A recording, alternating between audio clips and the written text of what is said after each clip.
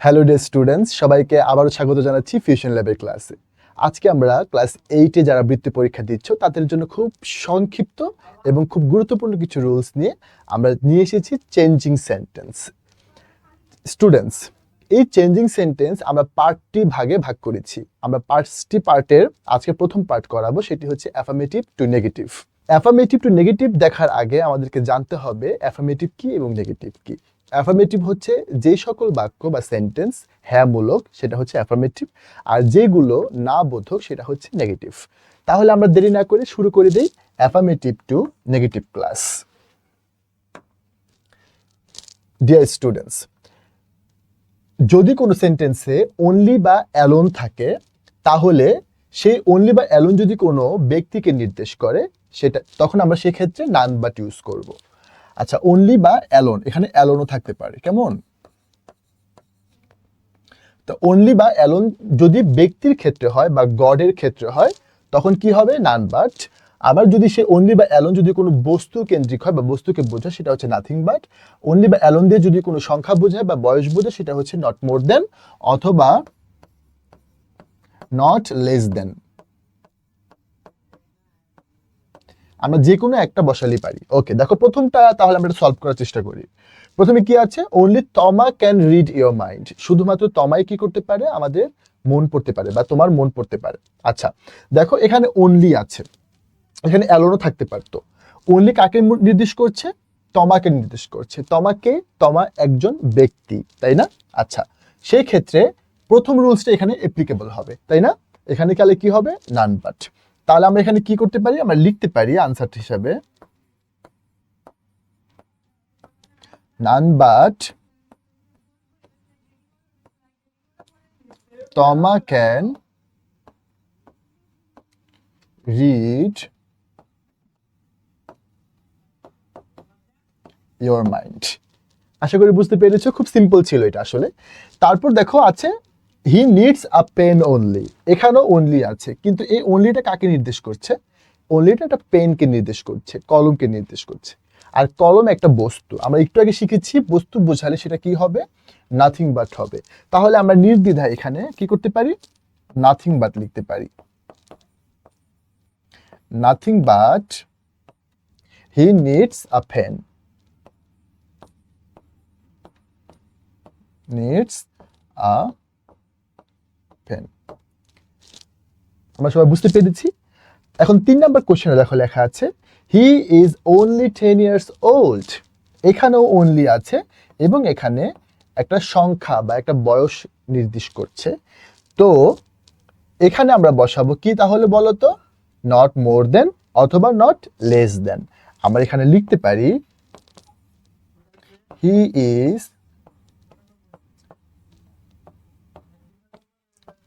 Not more than 10 years old, অথবা আমরা এখানে নট মোর দেন এর জায়গায় নট লেস দেনও বসাতে পারতাম।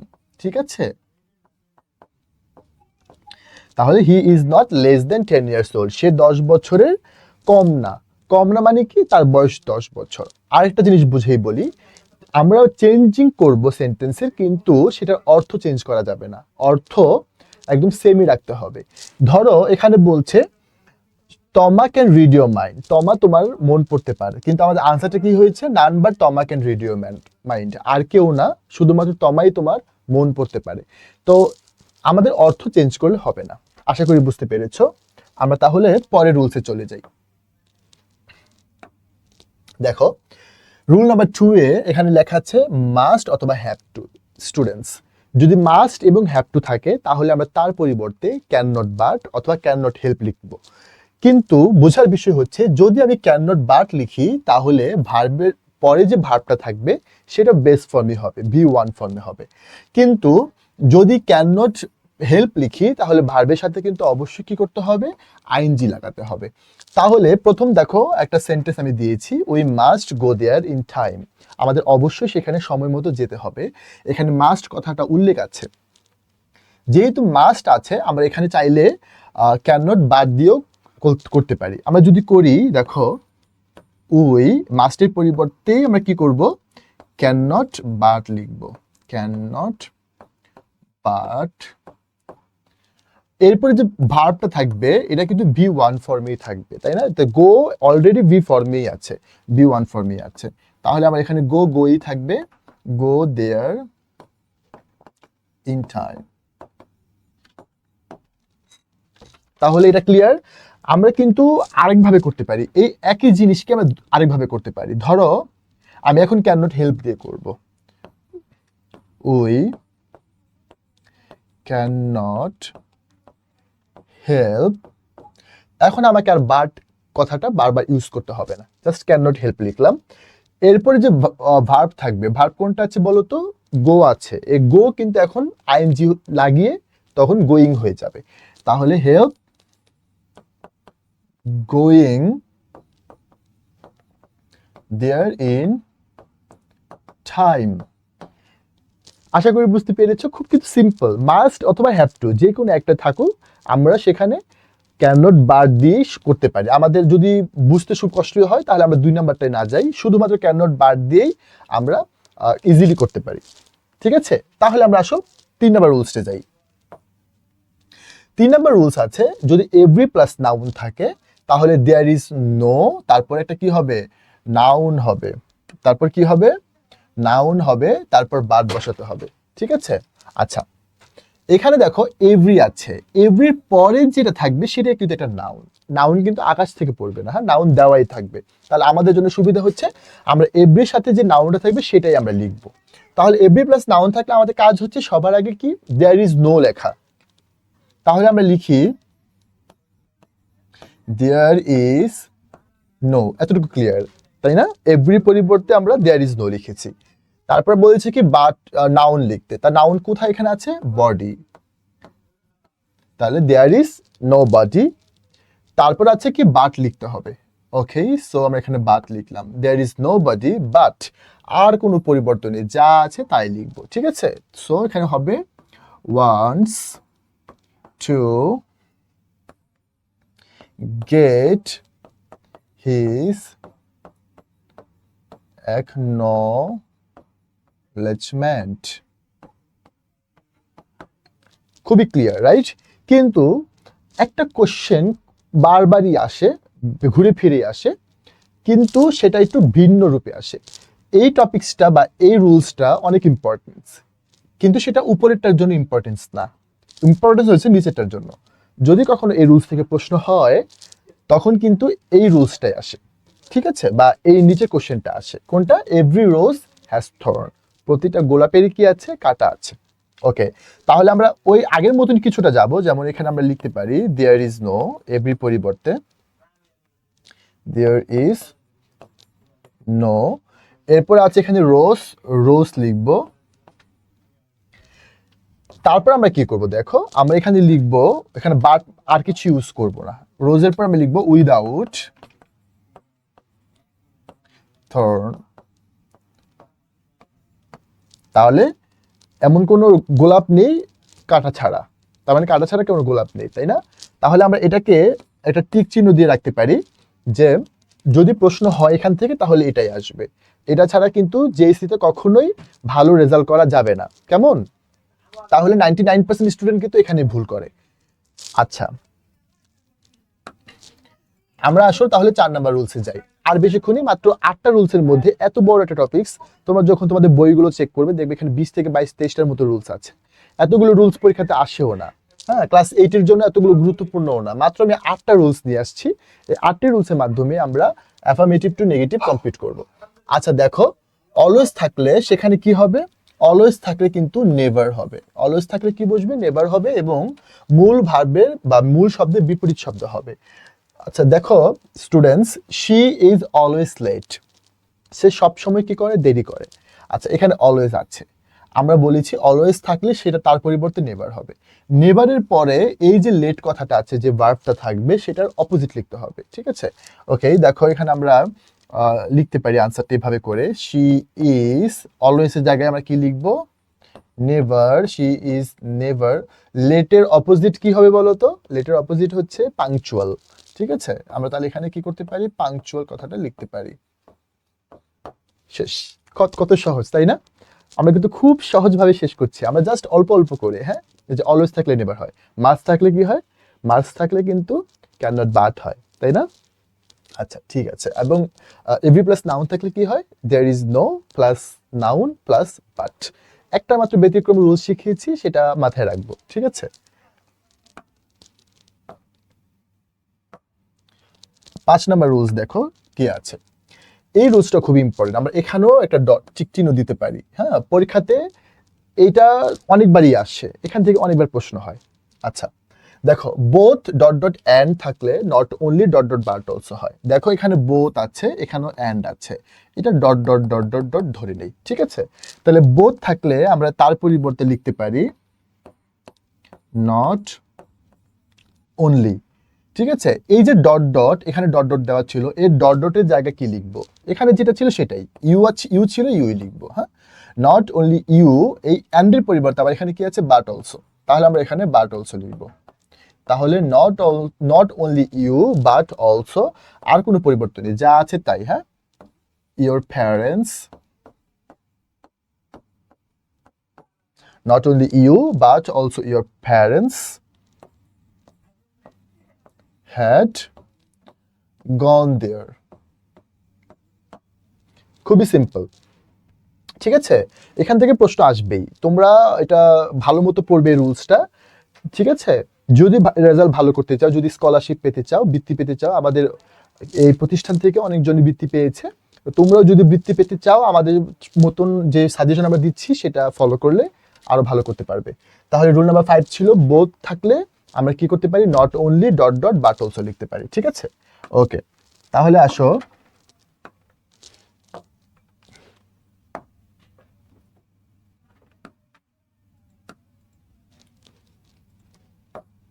6 নাম্বার রুলস। যদি মেনি থাকে তাহলে কি হবে, নট আ ফিউ হবে। মেনি থাকলে কি হবে বলতো, নট আ ফিউ হবে। আচ্ছা দেখো, এখানে আছে we have many good friends, আমার অনেকগুলো ভালো বন্ধু আছে। তাহলে আমরা এখানে কি লিখবো বলো, এটার আনসার হবে we does not have a few friends, few good friends.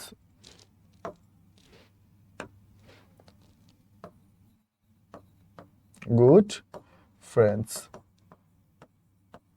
তাহলে কি দাঁড়ালো, we does not have a few good friends. এর মানে হচ্ছে আমার অল্প বন্ধু নেই, তার মানে কি আমার অনেক ভালো বন্ধু আছে, তাই না? এরকমই বোঝাচ্ছে, we have many good friends, আমাদের অনেক ভালো বন্ধু আছে। এটা হচ্ছে we does not have a few good friends, মানে আমাদের অল্প বন্ধু নেই, তার মানে আমাদের বেশি বন্ধুই আছে, ঠিক আছে না? ওকে, এটা হচ্ছে 6 নাম্বার রুলস গেল। এখন 7 নাম্বার রুলস আমরা দেখো, ফর এভার বা ফর গুড থাকলে এখানেও নেভার হয়, ঠিক আছে? তাহলে আমরা অলওয়েজ এর ক্ষেত্রেও আমরা নেভার বসাতে পারি, এবং ফর এভার ফর গুডের ক্ষেত্রেও কি করতে পারি, আমরা নেভার বসাতে পারি। একই সাথে দেখো বিপরীত ভার্ব হবে, প্লাস লাস্টে আবার অ্যাগেইন আছে। যেমন এই যেটা সেন্টেন্স আছে, he has given up the gambling for good, ঠিক আছে? আমরা তাহলে এখানে কি করতে পারি বলতো, আমরা লিখতে পারি হি হ্যাজ, এই যে গিভেন আপ মানে ত্যাগ করা, আমরা এখানে কি করতে পারি, অ্যাকসেপ্ট লিখতে পারি, কারণ এখানে ফর গুড আছে। হ্যাঁ, এই সেন্টেন্স, এই রুলস আছে, he has never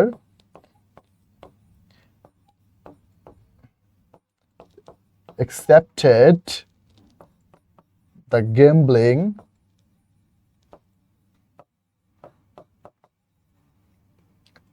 again।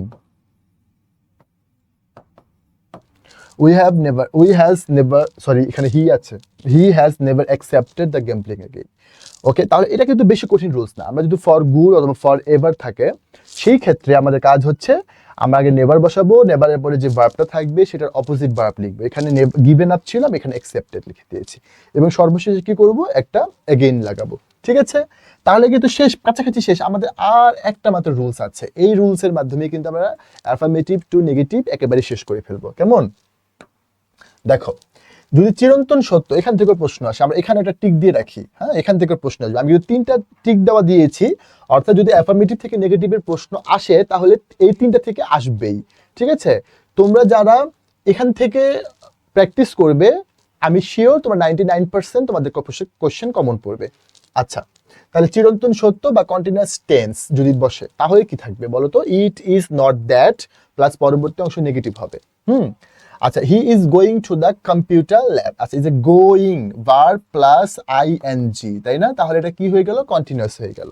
Continuous হলেও আমরা এই রুলস ব্যবহার করব। আবার নিচেটা দেখো, আইস ফ্লোটস অন ওয়াটার, বরফ পানিতে ভাসে, সেটার ক্ষেত্রে আমরা কি করব? ইট ইজ নট দ্যাট দিব। তার মানে চিরন্তন সত্য এবং যদি কন্টিনিউয়াস টেন্স হয় আমরা ইট ইজ নট দ্যাট দিয়েই আমরা সেন্টেন্স স্টার্ট করব। তাহলে এখানে আমরা লিখতে পারি ইট ইজ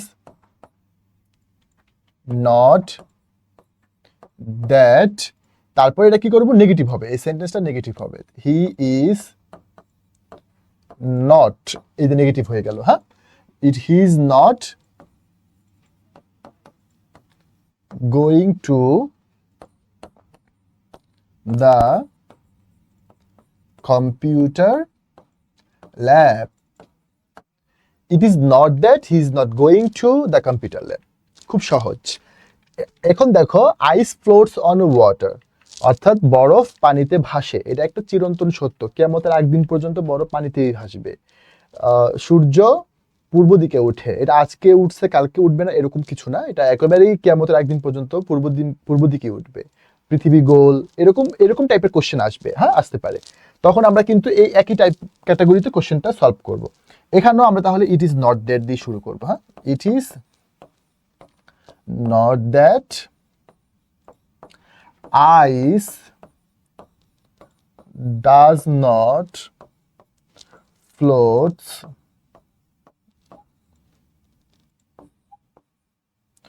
অন ওয়াটার।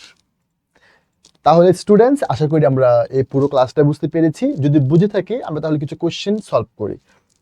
তাহলে এই এতটুকু যা পড়ালাম এখান থেকে কিছু কোশ্চেন আমরা সলভ করি। খুব ইজিগুলো আমি তোমাদের জন্য নিয়ে আসছি, যদিও আমরা পরবর্তীতে হয়তো বা আরো কিছু কোশ্চেন সলভ করব। ঠিক আছে? যেমন দেখা আছে, দেখো, we get light only from the sun. আচ্ছা, এখানে কি আছে বলো তো? অনলি আছে। তোমরা নিজেরাও একটু প্র্যাকটিস করো আমার সাথে সাথে, তাহলে হয়ে যাবে। অনলি আছে, অনলি থাকলে কি হবে? অনলি অ্যালোন থাকলে আমরা শিখেছি যদি সেটা কোনো ব্যক্তিকে নির্দেশ করে তাহলে সেখানে কি হবে? None but. কোনো বস্তুকে নির্দেশ করলে নাথিং বাট, এবং কোনো সংখ্যা বা বয়স নির্দেশ করলে সেখানে কি হবে? নট মোর দেন অথবা নট লেস দেন। তাহলে এখানে কাকে নির্দেশ করছে? সানকে নির্দেশ করছে। তার মানে আমরা এটাকে বস্তু হিসেবে ধরে নিতে পারি, তাহলে নাথিং বাট। ঠিক আছে? তাহলে আমরা এখানে লিখতে পারি নাথিং বাট, সরি এটা হবে উই, আচ্ছা এটা এমনও হবে, যদি আমরা এইভাবে লিখি তাও হবে। তারপরে একটা সুন্দর স্ট্যান্ডার্ড ভাবে আমরা লিখি, দেখো, we get light nothing but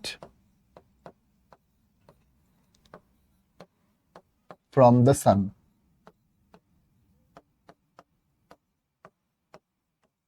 অর্থাৎ আমরা লাইট পাই অন্য কোথাও থেকে না, কিন্তু কোথা থেকে পাই? সূর্য থেকে পাই। আচ্ছা, only justice Triumf at last, এখানে জাস্টিসকে নির্দেশ করছে অনলি, তাহলে এখানেও আমরা নাথিং বাট ইউজ করতে পারি। Nothing but justice triumphs at last. এবং দেখো, আচ্ছা আরেকটা 3 নাম্বারটা, অনলি দ্য সিনার সাফার। আচ্ছা, এখানে যে সিন করে সেই কিন্তু সিনার, তাই না? আমরা মাঝে মাঝে বলি যে তুই এটা সিন করলি আমার সাথে, বা বাচ্চাদের বলি তুই সিন ক্রিয়েট করিস না, তাই না?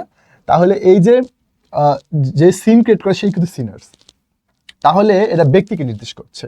তাহলে আমরা এখানে ব্যক্তির ক্ষেত্রে কি বসাবো বলতো? None but. Naan but the Sinners suffer.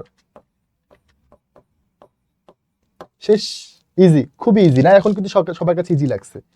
আমরা আরো যখন প্র্যাকটিস করব তখন সবার কাছে আরো বেশি বেশি ইজি লাগবে, এবং পরীক্ষাতে তোমরা ভালো রেজাল্ট করবে। Only the rich enjoy life, শুধুমাত্র ধনীরাই কি করতে পারে? লাইফটাকে উপভোগ করতে পারে, জীবনটাকে উপভোগ করতে পারে। তাহলে এখানে অনলি কাকে নির্দেশ করছে বলতো? রিচদেরকে, অর্থাৎ এটা একটা ব্যক্তিকে নির্দেশ করছে। তাহলে এখানেও হবে নান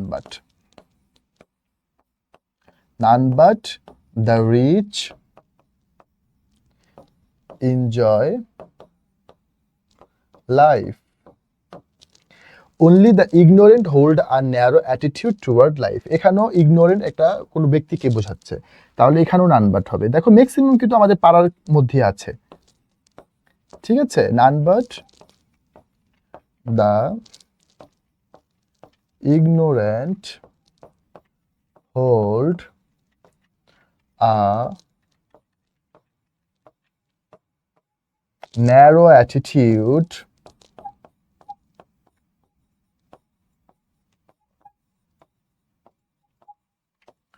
টুয়ার্ডস লাইফ। আশা করি আমরা বুঝতে পেরেছি। আমরা মাত্র আর একটা স্লাইডের কোশ্চেন সলভ করব, তাহলে আমরা আমাদের আজকে অ্যাফার্মেটিভ টু নেগেটিভ একেবারে শেষ হয়ে যাবে, ঠিক আছে। দেখো, only the true patriots are real heroes, অর্থাৎ এখানে অনলি আছে, কিন্তু এই অনলিটা কাকে নির্দেশ করছে বলতো? দেশপ্রেমিকদেরকে নির্দেশ করছে, কোনো ব্যক্তিকে, তাই না? তাহলে এখানে কি হবে? None but the true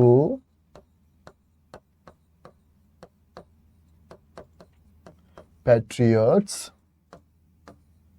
are real heroes। তারপর কি আছে দেখো, every man wishes to lead a happy life. আচ্ছা, এখানে দেখো এভরি আছে, প্লাস কি আছে? নাউন আছে।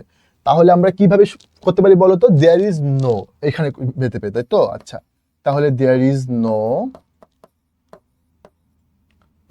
ম্যান বাট, বাকি যা আছে তাই, লিড আ হ্যাপি লাইফ, তাই না? আচ্ছা, the committee considered him alone fit for the post. এখানে অ্যালোন আছে, অনলি পরিবর্তে কি থাকতে পারে? অ্যালোনও থাকতে পারে। তো একই, এখানেও একটা কমিটি বা একটা ব্যক্তির ক্ষেত্রে বলা হচ্ছে, তাহলে এটাও নান বাট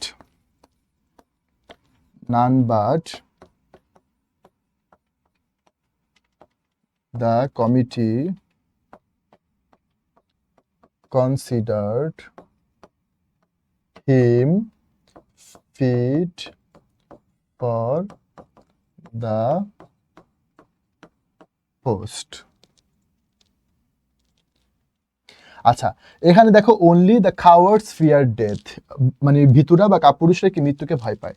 আচ্ছা, তাহলে এখানে অনলি আছে এবং অনলি এটাও ব্যক্তিকে নির্দেশ করছে, তাই না? তাহলে এখানে আমরা কি লিখতে পারি? নান বাট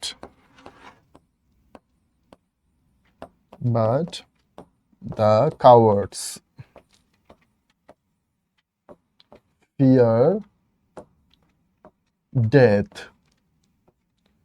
ওকে, সর্বশেষ, students should Abhi their teacher. শিক্ষার্থীদের তার শিক্ষকদের মেনে চলা বা মান্য করা উচিত। তাহলে আমরা এটাকে যদি নেগেটিভ করতে চাই তাহলে কি লিখব? স্টুডেন্টস শুডেন্ট বা শুডেন্ট ডিসঅবি। অবির এই যে অবি আছে, এইটার অপোজিট কি হবে বলতো? ডিসঅবি দেয়ার টিচার। তো প্রিয় শিক্ষার্থী বন্ধুরা, এই ছিল আমাদের আজকের পার্ট 1, অর্থাৎ অ্যাফার্মেটিভ টু নেগেটিভ। আমরা আরও 4টি পার্ট নিব, অর্থাৎ assertive two interrogative, assertive two imperative, optative and exclamatory. এইটার জন্য এতটুকুই আছে, এবং সর্বশেষ ভয়েস চেঞ্জিং আছে তোমাদের এবারের সিলেবাসে। তো আশা করি তোমরা আমাদের ক্লাসকে সাথে থাকবে, এবং যদি কোনো কিছু সমস্যা থাকে তোমরা কমেন্টে আমাদেরকে জানিয়ে দিতে পারো। ধন্যবাদ সবাইকে।